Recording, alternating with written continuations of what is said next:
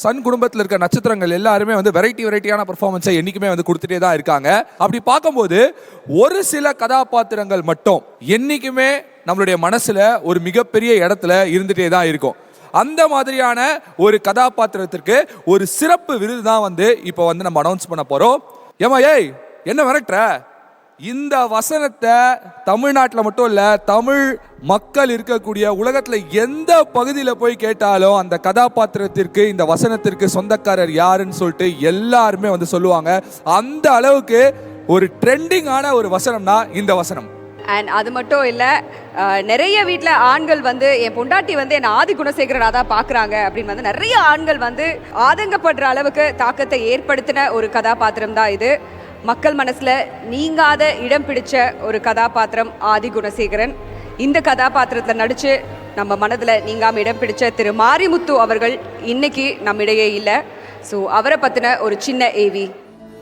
காலமே காலமே என்னை எங்கு கொண்டு போகிறாய்?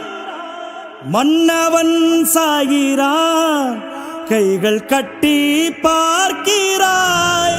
வாழ்க்கையின் காரணம் என்னை விட்டு போகுதோ? வீதியில் வீரவான் தீப்பிடித்து வேகுதோ? திரும்பி வா, எழுந்து வா,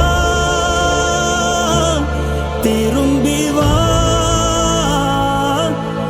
எழுந்து வா,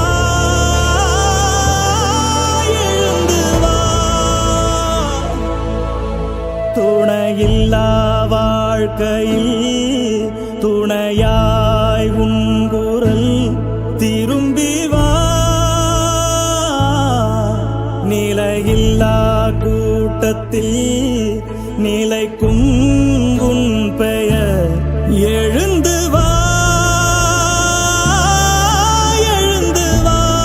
ஆவுனா இது ஒண்ணு சொல்லிருக்கேன், 2 2 நான் என்ன சொம்ப பையன் நினைச்சியா? குணசேகரன், ஆதி குணசேகரன். ஏமா ஏய் திரும்பி வா.